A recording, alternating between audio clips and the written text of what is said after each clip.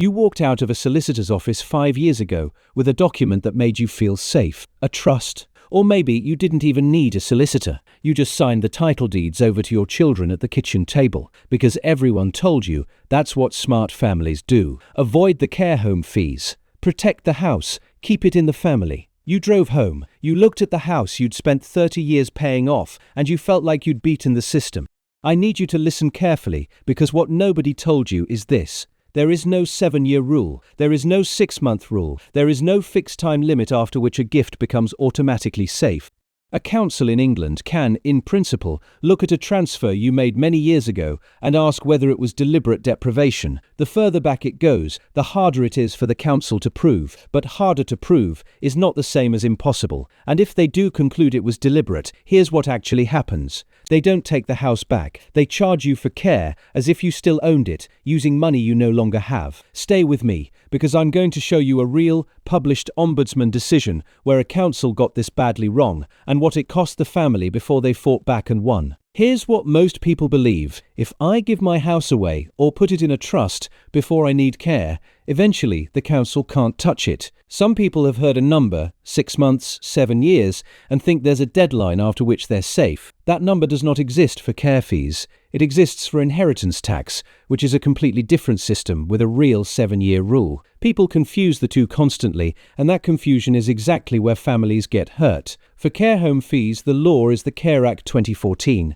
and the relevant section is Annex E of the Care and Support Statutory Guidance. There's no fixed time limit on how far back a council can look, but the further back a transfer was made, the harder it is for a council to prove it was deliberate. Timing isn't a safe harbour, but it is strong evidence either way. Annex E gives councils a 2-part test to decide if you deliberately deprived yourself of an asset. 1. Was avoiding the care charge a significant motivation for the transfer? Not the only reason, not even the main reason, just a significant one.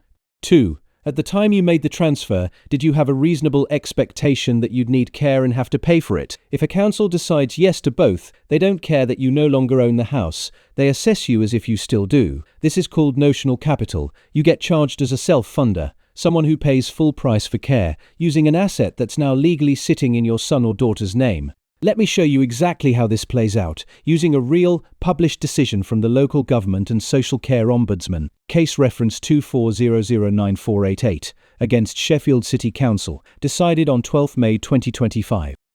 A man, the ombudsman refers to him as Mr. Y, was 86 years old. His wife had just died. A few months later, in December 2016, he transferred his home into a family trust. His son, who brought the complaint, said the reason was simple: to make sure all the children inherited equally, regardless of what happened later. Mr. Y had hypertension, high blood pressure, managed with medication. He also had the early signs of a cataract. That's it. That was his medical picture at the time.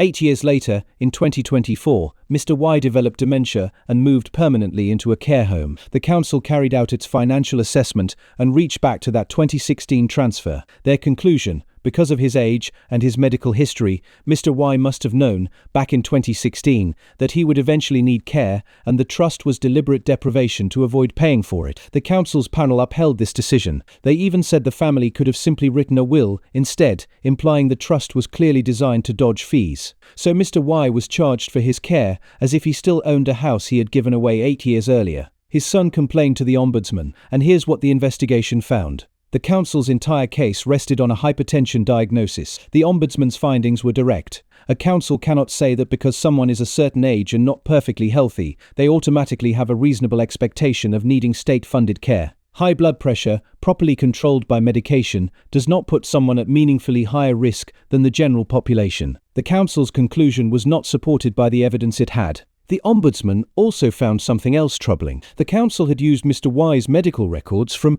after 2016 to justify a decision about what he knew back in 2016. Records from years after the transfer cannot tell you what someone reasonably expected at the time they signed the paperwork. That's not evidence. That's hindsight dressed up as evidence. The remedy: the council was told to send the case back to be reconsidered properly, taking the ombudsman's findings into account. Think about what this means. A family fought for years through a formal ombudsman complaint because a council treated old age plus a common, well-managed condition as proof of a hidden financial scheme, and they were nearly charged tens of thousands of pounds for it. Quick pause here. Every question that council asked about timing, about motivation, about medical records is in the free 10-point checklist linked in the description. If anything in this case sounded uncomfortably familiar, that's exactly what it's there for. Just tell me where to send it. Now, if you think this is one council having a bad day, it isn't. This is a pattern. Take Knowsley Metropolitan Borough Council. A woman, referred to as Mrs. Y,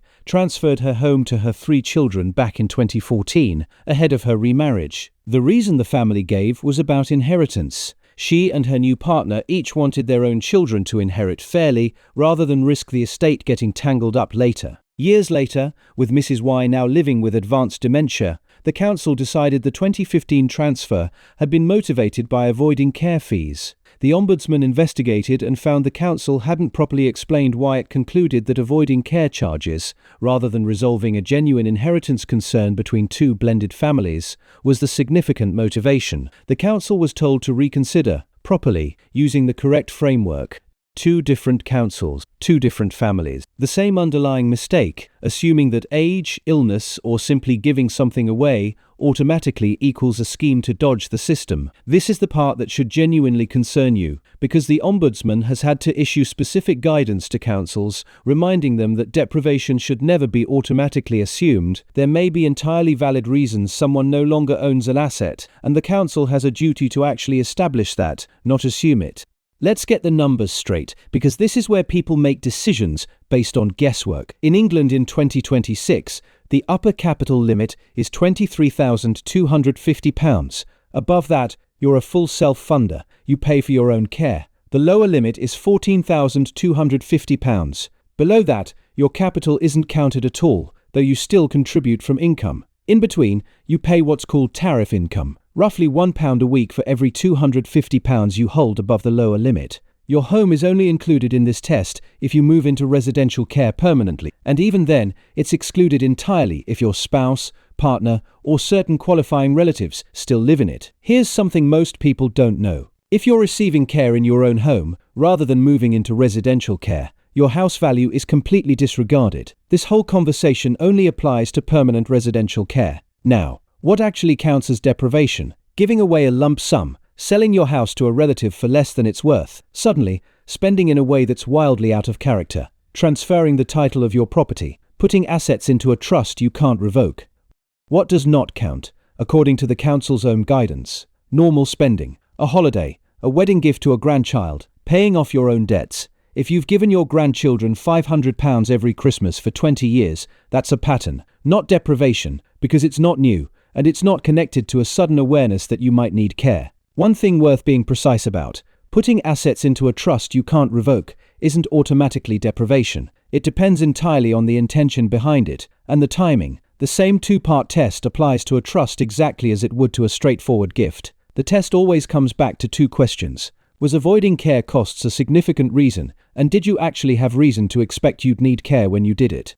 So if gifting your house isn't a magic shield, what is? First, timing and documentation matter more than the transfer itself. If you're making any kind of gift or transfer, write down your actual reason at the time: inheritance, fairness, a family dispute, a wedding, whatever it genuinely is. If a council ever questions it years later, that contemporary record is what protects you, not the transfer itself. Second, a properly structured life interest trust, set up while you are healthy and for a genuine purpose unrelated to dodging care costs, is a completely legitimate legal tool. The key word is genuine. If a solicitor sets this up purely to shield assets from a care need, you can already see coming. It's far more vulnerable to a deprivation finding than if it's part of broader, early estate planning. And to be clear, no trust structure is an automatic guarantee against a care fees assessment. It depends on intention and timing, judged case by case, exactly like a straightforward gift would be. Third,